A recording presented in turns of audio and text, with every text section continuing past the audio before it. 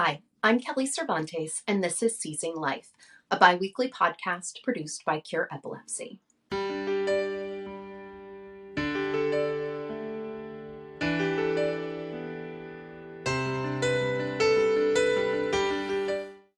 Today on Seizing Life, I'm happy to welcome Kiara Mowat to the podcast.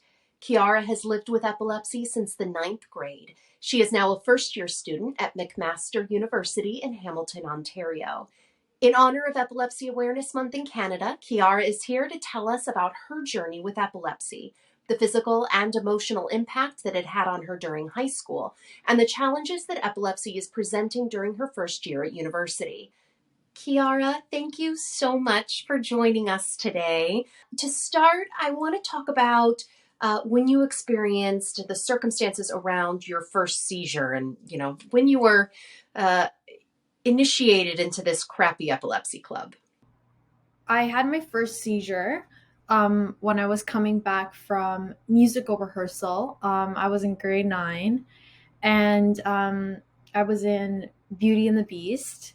And I remember coming back home, and I have a brother and a sister. And that night, for some reason, the three of us, we were like, oh, let's have a sleepover in our mom's room. And so the three of us, we slept with my mom that night. And really early that morning, I don't know what time, it must have been like 2-3 in the morning, I had my first grand mal seizure. And thank God that my siblings and my mom were with me, because I honestly don't know what would have happened if I were all alone. And I remember just going in and out of consciousness, and the police were around me, and there were firefighters in the house, and I was totally unaware of what was happening. And I thought that something had happened to my mom or my brother and my sister, and I didn't even know that something had happened to me. And it was just like my world had completely shifted. They take you to the hospital, and what did the doctors tell you at the hospital? So initially they thought that I had overdosed, because you have like a 14-year-old coming back from like a high school play, and they kept asking me, like, what did you take, and like, what drugs did you do, and like, were you actually a musical rehearsal? I remember being asked that in the ambulance, like, where were you? And I kept telling them I didn't do anything. I was really at musical rehearsal, and it felt like no one truly believed me in that moment.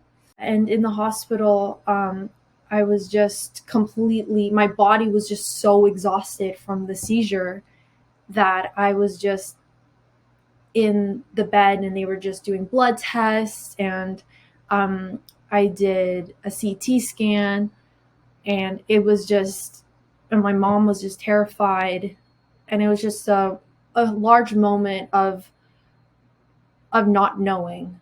Yeah, the fear and the unknown, Yeah. I think, is one of the worst aspects of those very first early moments or days on a person's epilepsy journey. And so what was it like? When did you get the epilepsy diagnosis? So I did my first EEG after I left the hospital. And then my first seizure happened in April of 2018. And then I don't remember when I did the EEG. But then I received the results and in June of 2018. And I didn't have to have a second seizure for them to say that I had epilepsy. I just did the EEG. And I remember going to the doctor's office, of my family doctor, and I just remember sitting on like the little bed and stuff, and he said to me, you have juvenile myoclonic epilepsy. And I just broke down in tears. I didn't know what that meant for me. I didn't know what that meant for my future. And it's a moment of uncertainty, because you don't know what's going to happen to you. What did the doctor tell you about juvenile myoclonic epilepsy? Nothing. He told me nothing. He's just like, I'll direct you to um, a neurologist and you can move forward from there. But at that moment, I wasn't educated. So And this was your pediatrician who was giving you yeah, this yeah, diagnosis. this was my family doctor. Yeah. So so you get a referral to go and see a neurologist. Did the neurologist give you more information? No. So um, there was very much a lack of education. Um, and I think now, as I'm getting older, as I entered university, as I'm becoming a woman out into the world, I've decided to educate myself. And that's how I found Cure Epilepsy and Epilepsy Canada and just all these amazing organizations and that have educated me. And I've kind of said to myself, wow, like I have these doctors in my life, but why haven't they educated me? Why haven't they educated my parents? Why haven't they educated my family members? And it's just the people that are supposed to help me, that are supposed to support me, they haven't in the way that I've wanted to, in the way that I've needed to, and in the way that they should. It was just, okay, this is your medicine, and this is what we're going to do. This is your treatment. And I didn't know that there was brain surgery as a treatment. I didn't know that there was CBD treatment. I didn't know that people were doing acupuncture and all these different forms of different ways to just treat seizures and epilepsy, especially for people who have drug resistant seizures, which are mine. First of all, I want to say I'm so sorry that that has been your experience with your epilepsy diagnosis and the lack of information that was provided to you and resources, and that you had to go out and find it on your own. Unfortunately, I think that that happens far more than it should. But I'm curious, what was the treatment plan that was prescribed to you, and how has that changed over the years? It hasn't. I've been on the same two medications since my diagnosis, since 2018, and it's now 2022, which is insane, honestly. Have you requested to try other medications since those two are clearly not working? Yeah. Um, but it's just, oh, we'll just shift the dosage. We just need to find the right dosage for you. It's just trial and error. And it's been trial and error for almost 4 years now. It gets to a point where you feel like the medical system has failed you and everyone involved.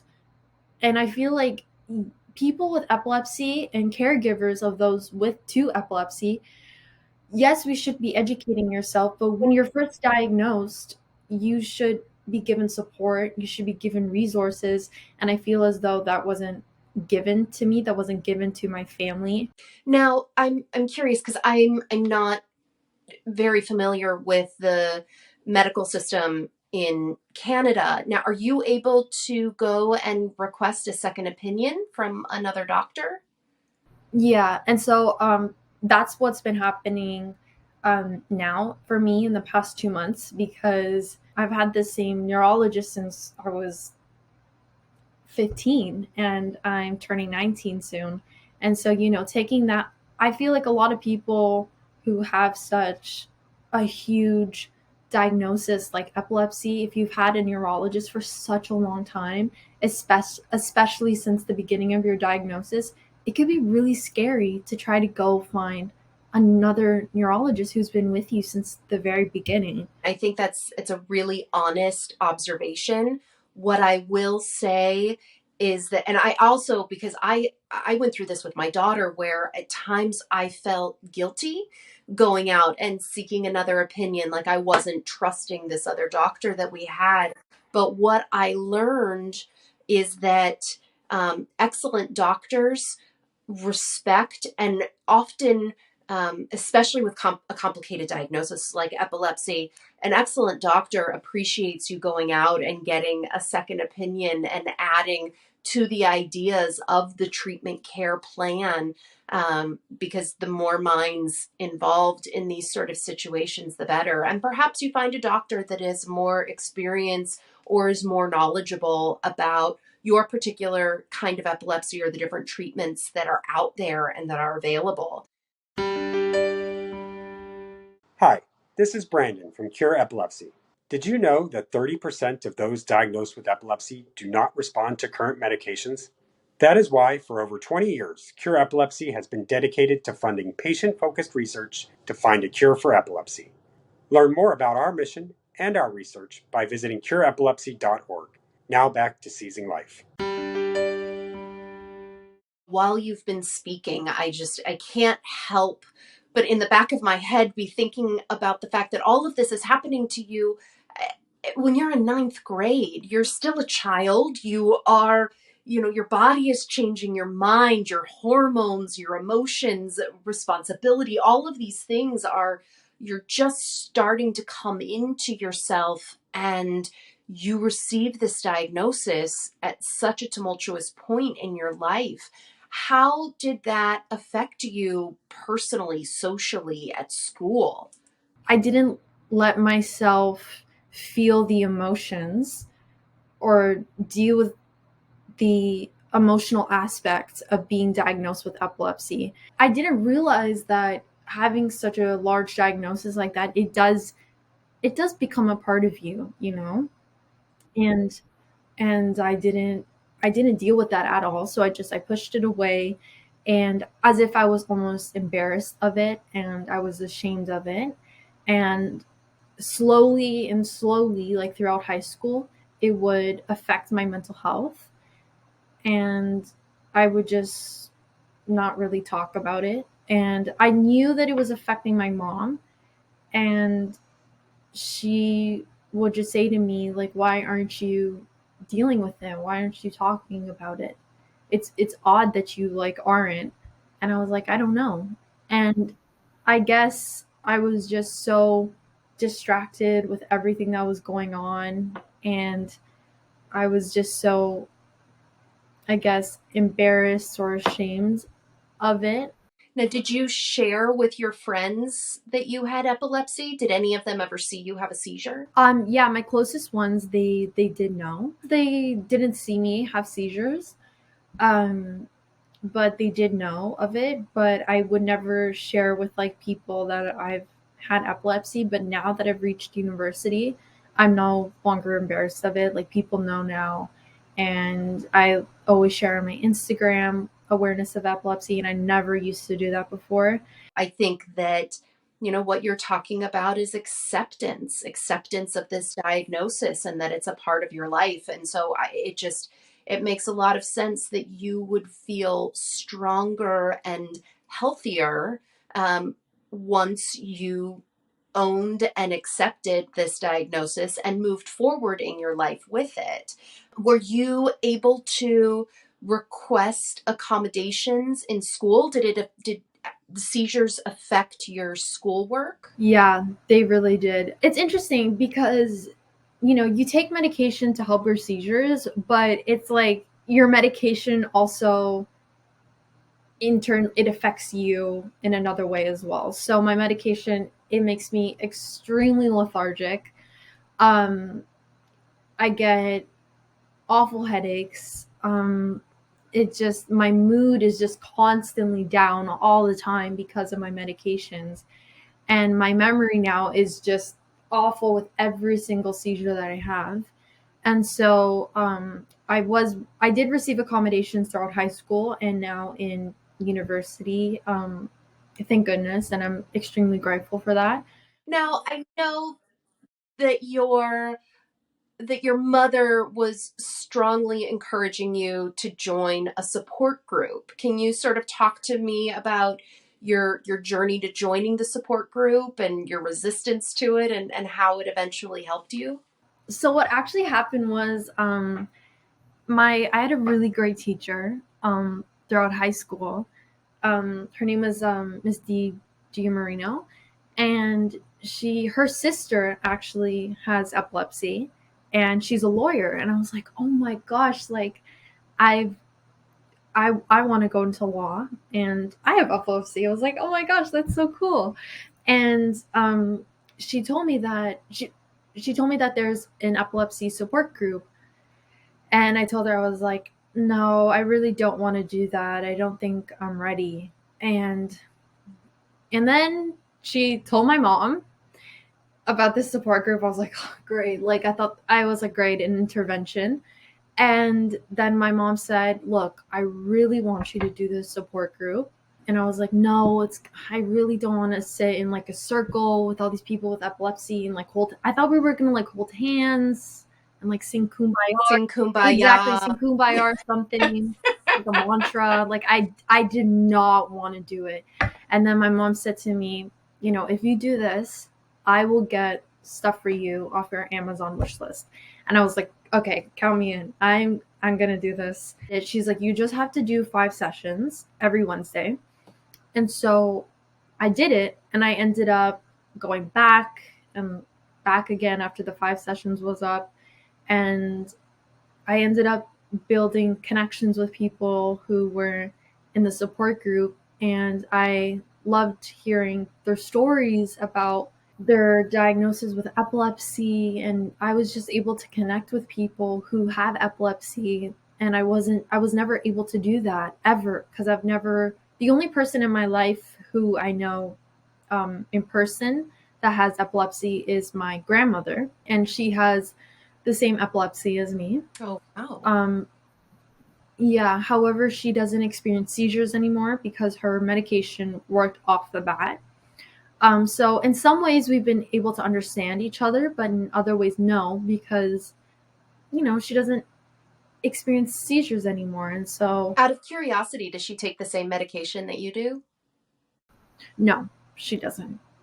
She doesn't. Yeah. Her medication affects fertility, and I want to have children in the future. And so I think that's also a struggle that women with epilepsy face.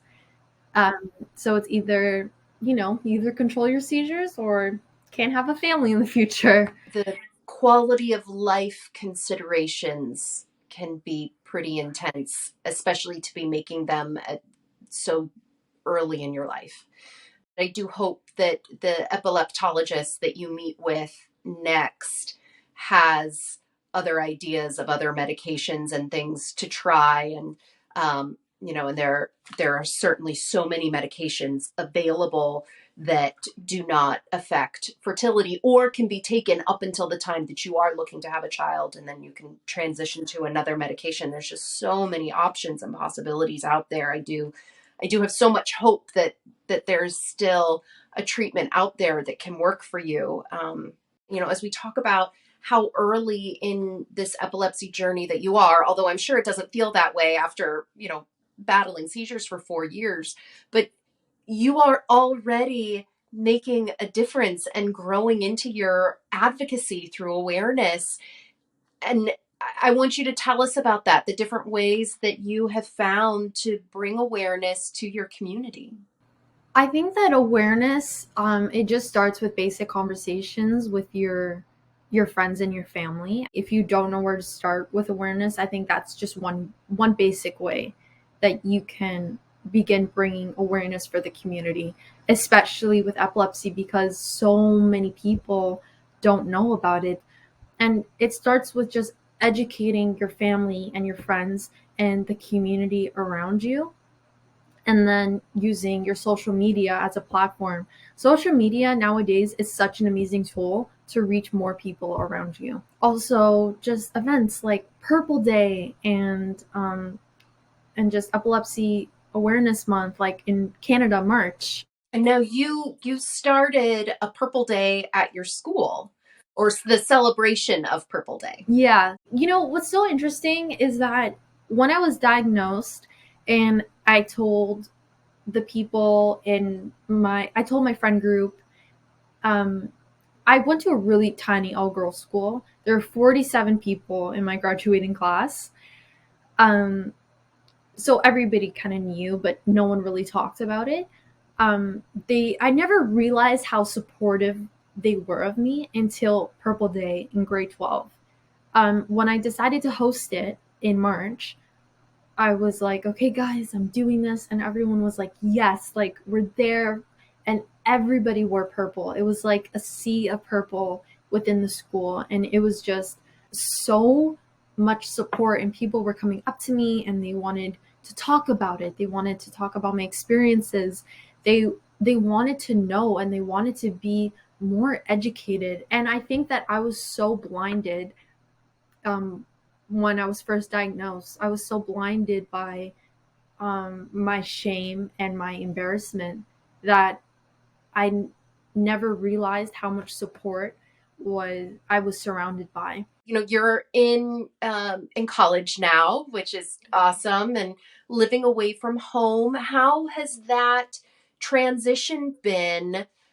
Moving away from your mom, who has sort of overseen a lot of your medical care up to this point, and being in college and having to get new accommodations, and what has that transition been like for you? Honestly, it's been so difficult living without my mom, and especially actually my brother. He's 3 years younger than me.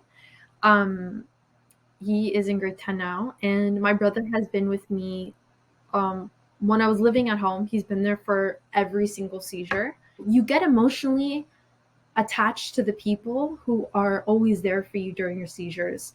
And moving out, I got so terrified because my brother, he has always been there for me during my seizures. And I remember having my first seizure outside of home. I was looking for my brother's face, and I couldn't. I was like, where are you? Like, I was looking at my roommates' faces, and I was like, none of you are my brother. And it's interesting because the people who support you during your seizures and who are around you, they're with you through this journey. The family is amazing, and epilepsy siblings are something else. I certainly saw it with my own son. Now, were your roommates uh, they accepting and understanding, and you educated them on your seizure plan and all of that? Yeah. So I live with 9 other girls and one cat. So there's all of us, and so they've been extremely accepting of me. And when I was coming into the house, like when I signed my lease and everything, because I don't live in residence, um, I was so terrified. It's scary because when you're living with new people, you don't want to feel like a burden to them. And I've realized that I'm never an inconvenience to people. And people with epilepsy, you should never feel like a burden, because honestly and truly you're not. You can't control your seizures and you can't control your diagnosis. And no matter what, the people who surround you and who live with you, they will constantly support you and accept you. And if they don't, then you shouldn't even have them in your lives. Like, and no matter what, people, you will find someone who will accept you completely and wholly as you are. It's beautiful, beautiful advice, and I think probably something that a lot of people need to hear. So, how was the transition academically? You were able to get accommodations in high school. Was the university as willing to work with you on accommodations? Yes. So finding the accommodations, it wasn't hard. Like finding my disability coordinator, that was pretty straightforward. But I remember my disability coordinator, her telling me, she was like, you're my first student with epilepsy. And I was like, oh, okay, that's interesting. That's surprising to me. Yeah, that was surprising to me too. Considering I don't think that epilepsy necessarily it's something that's like so rare, because I've met a few people. 1 in 26 is not rare at all. Yeah, exactly. And so in my head, I was thinking, you work with a lot of students. That's kind of surprising. And she said, so we can navigate this together. And I was like, okay, like that kind of made me nervous a little. And so far, how do I put this? I don't think that the accommodations that have been set out for me have fulfilled my needs in the way that I need them to. Professors and TAs, they don't know. Like, they don't know the severity of it and everything that encompasses epilepsy. And so because they don't know how to help students, and they don't know that if I don't think that they take it seriously when I tell them I can't come for this tutorial because of this migraine. They just think probably like, oh, it's a headache, or oh, she's probably just skipping or something like that. It is disappointing, but you kind of have to learn how to navigate the world um, when things like that happen. Well, I do hope that piece of it gets better for you. You've experienced so much and you've grown so much.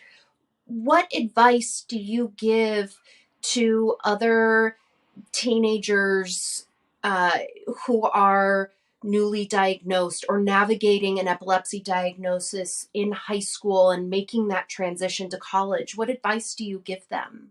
I think that's a really hard thing because everybody is so different. My biggest advice is, I think, to lean on the people around you, because you definitely cannot do it alone. Um, it's really hard. It's a really hard thing, even if your medications are controlling your seizures, and especially if your medications or your treatments aren't controlling your seizures.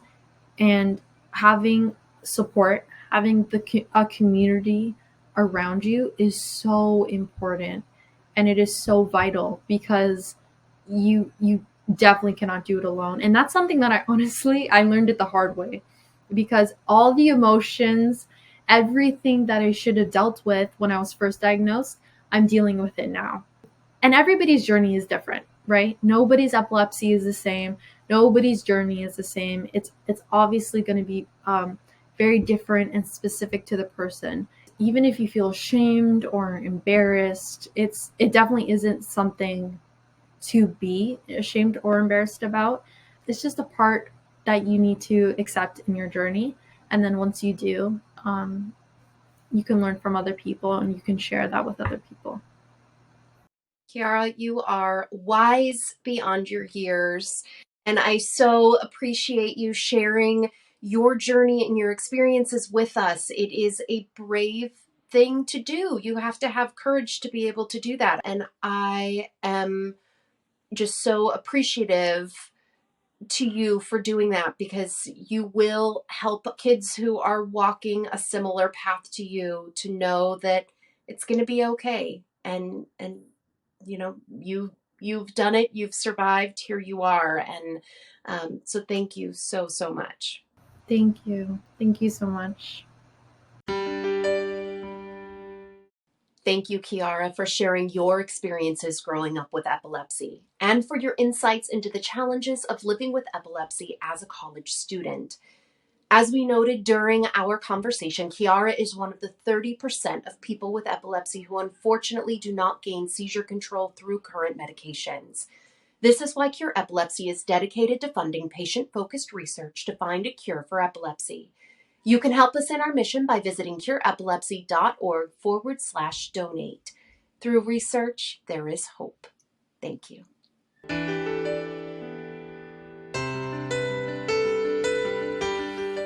The opinions expressed in this podcast do not necessarily reflect the views of Cure Epilepsy. The information contained herein is provided for general information only and does not offer medical advice or recommendations. Individuals should not rely on this information as a substitute for consultations with qualified healthcare professionals who are familiar with individual medical conditions and needs.